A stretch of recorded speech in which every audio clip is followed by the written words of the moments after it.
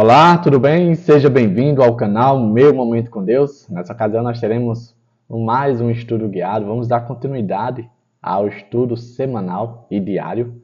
Aí estamos aí com uma nova lição, um novo trimestre, com novos temas e assuntos. Ou seja, mais uma oportunidade que Papai do Céu renovou para mim e para você. Qual é a oportunidade, Davi? A oportunidade de nos relacionarmos, a oportunidade de conhecermos mais a pessoa do nosso Senhor Jesus Cristo, né? Durante esse trimestre, nós estamos estudando o Evangelho de João. Estamos nos aprofundando em alguns temas que estão contidos dentro desse Evangelho. Essa semana, nós estamos vendo aí os sinais, né? Os sinais que falam a respeito de quem era Jesus, que de fato Jesus é o Filho de Deus. Hoje nós vamos dar continuidade e prosseguimento. Se você não é inscrito nesse canal, aproveita, se inscreve, tá bom? Para que a gente possa manter nessa unidade, esse relacionamento, vamos dizer assim, esse esforço mútuo de ambos estarmos apoiando um ao outro para manter esse estudo, tá certo? E claro, também deixe o seu gostei, o seu like, para que esse estudo possa alcançar outras pessoas, tá bom? Recados dados, eu quero te convidar agora a buscarmos a presença de Deus em oração e logo em seguida nos aprofundarmos no estudo de hoje, tá bom? Então vamos orar juntos? Senhor Deus, estás nos céus, muito obrigado, Pai, por mais uma oportunidade de poder estudar a Tua Palavra. Nessa ocasião, Teu Santo Espírito, Senhor, possa falar aos nossos corações com poder e autoridade, para que a gente possa sentir o Teu toque de amor. Perdoa os nossos pecados, Senhor. Fica conosco, em nome de Jesus Cristo. Amém. Gente, minha voz ainda não está 100%. Estou bem melhor, mas ainda estou com aquela tosse. E aqui na minha região, é chamada de tosse de cachorro. Talvez você aí que mora distante, longe, nunca ouviu falar nesse termo. Pois é, aquela tosse seca. Mas, Deus quiser, com o passar do tempo, no tempo certo, eu vou estar recuperando a saúde de forma completa. O estudo de hoje é o estudo de quarta-feira, dia 2 de outubro. O tema do nosso estudo é Corações Duros. Foi apresentado aqui uma breve introdução e logo em seguida um contexto que fala sobre um dos milagres que Jesus fez, ali apresentados no Evangelho de João, e qual foi vamos dizer assim, a recepção desse milagre com relação aos líderes religiosos. A introdução, que nós vamos compartilhar agora e falar um pouquinho sobre ela, diz assim, ó: Sinais, maravilhas e milagres, por si só, não provam que alguma coisa é de Deus. Mas, por outro lado, quando vem dele, é perigoso rejeitá-los. Interessante, né? Ontem nós falamos sobre isso, que milagres, por si só, não significa dizer que veio da parte de Deus. A questão é, e se tiver vindo? O grande perigo que nos rodeia é a situação da incredulidade, de ficarmos céticos e, por conta disso, rejeitarmos todas as manifestações de Deus. E aí você fica pensando e questionando: Davi, então como é que eu vou identificar quando é um sinal de Deus? Quando é um milagre, um prodígio de Deus? Bom, a forma que eu respondo a esse questionamento é: qual é o propósito do milagre? É enaltecer o nome de Deus? É glorificar o nome de Deus? Por exemplo, nós vamos ter um contexto aqui bíblico que fala sobre a cura de uma pessoa que era cega, onde os discípulos perguntaram: olha, Senhor, quem foi que pecou? Foi ele ou foram os pais dele? E Jesus disse: nem ele nem os pais dele pecaram. Mas isso que está acontecendo com ele, ou seja, a cura que está acontecendo com ele, está sendo feita para glorificar o nome de Deus. Ou seja, se o sinal, se o prodígio é para enaltecer o nome de Deus, então sim, é uma manifestação de Deus. Se é o contrário, se é para enaltecer a mim mesmo, se é para glorificar o homem terreno, então duvide e desconfie. Vamos agora para o contexto, onde é o tema central do nosso estudo de hoje. Ele se encontra ali no Evangelho de João, capítulo 5, do verso 10 ao 16, que fala assim, ó: E por essa razão, os judeus disseram ao homem que havia sido curado: hoje é sábado, não lhe é permitido carregar a maca. Mas ele respondeu: o homem que me curou me disse: pegue a sua maca e ande. Então lhe perguntaram: quem é esse homem que lhe mandou pegar a maca e andar? O homem que fora curado não tinha ideia de quem era ele, pois Jesus havia desaparecido no meio da multidão. Mais tarde, Jesus o encontrou no templo e lhe disse: olhe, você está curado. Não volte a pecar, para que algo pior não lhe aconteça. O homem foi contar aos judeus que fora Jesus quem o tinha curado. Então os judeus passaram a perseguir Jesus, porque ele estava fazendo essas coisas no sábado. Interessante essa história. Eu separei aqui alguns pontos para nós refletirmos. O primeiro ponto fala assim, ó. Quando Cristo se revelou ao homem que havia sido curado, este imediatamente disse aos líderes religiosos que Jesus fizera isso. Poderíamos imaginar que esse seria um momento perfeito para louvar a Deus, mas em vez disso, os líderes perseguiram Jesus porque fazia essas coisas no sábado. O homem, a princípio, o homem que foi curado, que era paralítico e agora estava andando com a sua maca por ordem de Jesus, ele foi questionado com que autoridade e quem foi que tinha mandado ele fazer aquilo. E aí ele diz: olha, eu não sei quem foi ao certo. Ele apenas mandou eu pegar a maca e andar. Depois Jesus volta, reencontra ele ali no templo, se apresenta a ele e dá mais um conselho dizendo: olha, não volte a pecar para que a tua situação não venha a piorar. E aí ele volta para o homem, né? Ele volta para os líderes religiosos e fala: olha, a pessoa que me curou foi Jesus. Eu imagino que a motivação daquele homem era de compartilhar o responsável por sua alegria, de tipo, a pessoa que me viu, a pessoa que me abençoou, a pessoa que tratou com amor, a pessoa que resolveu o meu problema, o nome dela é Jesus. Só que, diferente da motivação daquele homem curado, a motivação dos líderes religiosos era outra. Eles queriam saber com um único propósito: perseguir Jesus. Davi, qual era a razão da perseguição? Porque Jesus estava fazendo o bem no dia de sábado. Aqueles homens estavam tão apegados aos regulamentos que eles deixavam de lado aquilo que era alvo do amor de Deus, que eram as pessoas. Eles se pegavam tanto às regras que as pessoas eram desprezadas por ele. Ah, Davi, então no caso nós devemos deixar de lado as regras? Não. Mas existe um grau de prioridade. É tanto que, em um outro contexto, Jesus chega e questiona aos judeus dizendo: olha, se uma ovelha de vocês caírem no buraco, vocês não vão lá e tiram? Então por que é que vocês ficam escandalizados, abismados, quando é feita alguma cura, algum bem no dia de sábado? Em outras palavras, se a ferida está no corpo de vocês, vocês tratam. Se está doendo em vocês, vocês resolvem.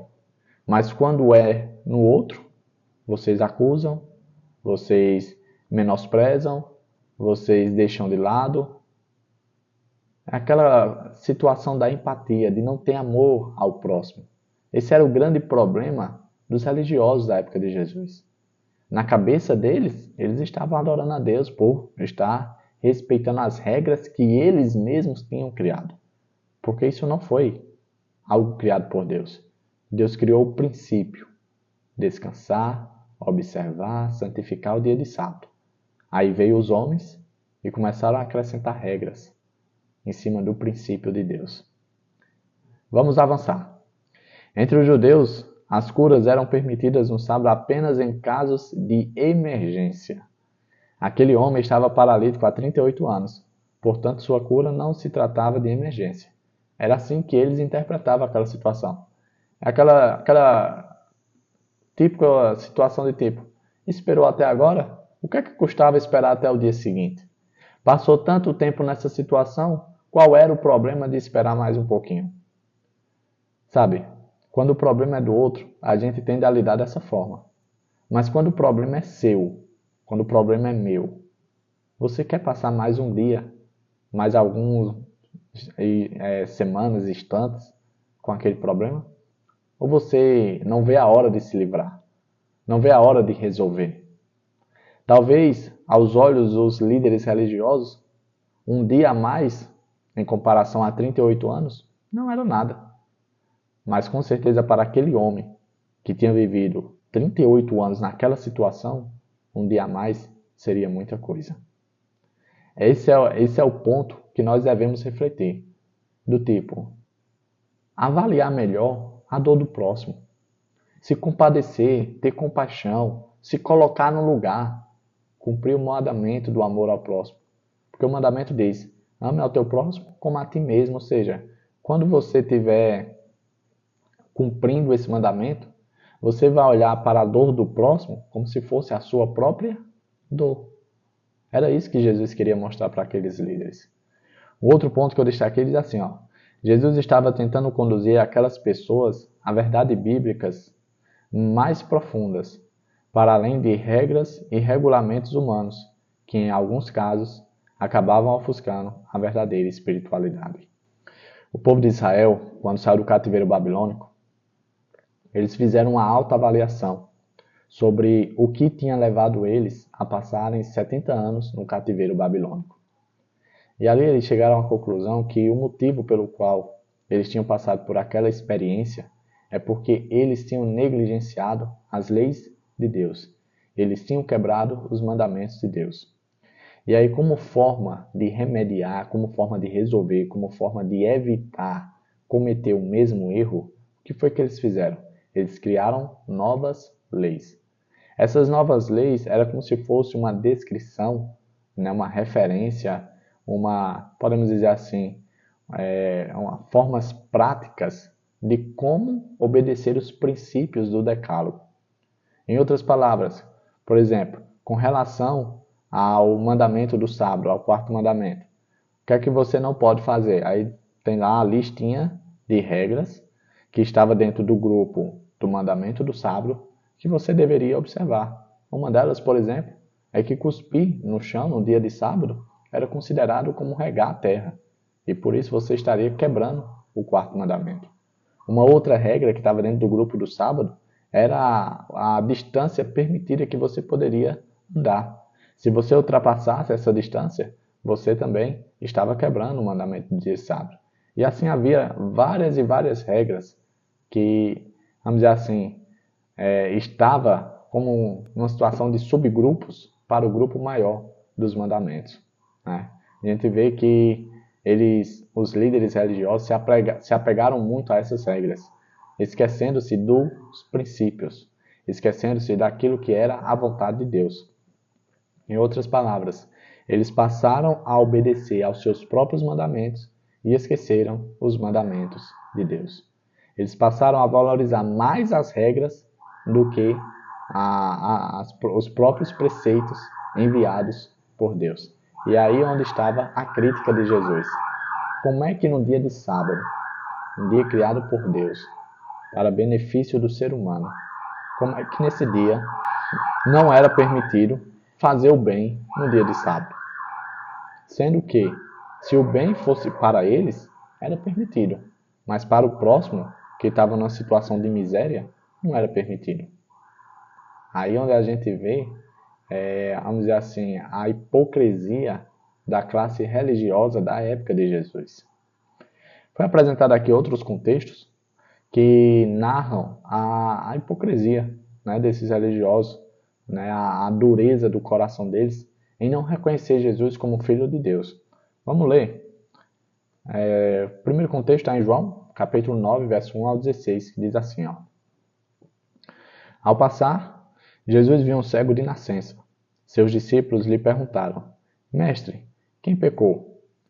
Este homem ou seus pais, para que ele nascesse cego? Disse Jesus, nem ele nem seus pais pecaram, mas isso aconteceu para que a obra de Deus se manifestasse na vida dele. Enquanto é dia, precisamos realizar a obra daquele que me enviou. A noite se aproxima, para que ninguém se aproxima, quando ninguém pode trabalhar. Enquanto estou no mundo, sou a luz do mundo. Tendo dito isso, cuspiu no chão, misturou terra com saliva e aplicou aos olhos do homem. Então lhe disse, vá lavar-se no tanque de Siloé, que significa enviado. O homem foi, lavou-se e voltou vendo. Seus vizinhos e os que anteriormente o tinham visto mendigando perguntaram: Não é este o mesmo homem que costumava ficar sentado mendigando?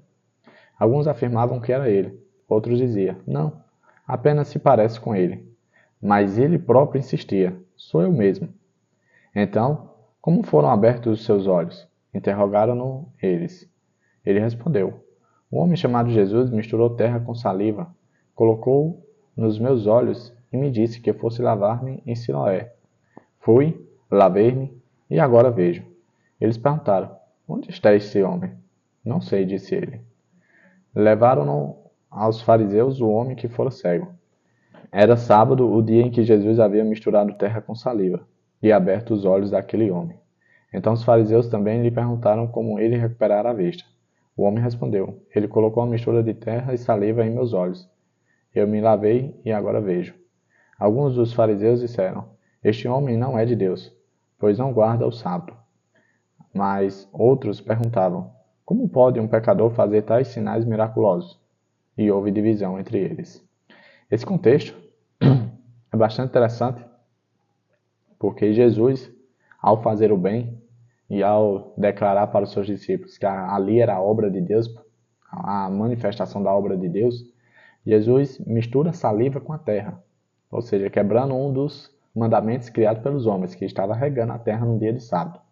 Depois Jesus manda o homem se lavar no tanque de Siloé, ou seja, se banhar no dia de sábado também não era permitido.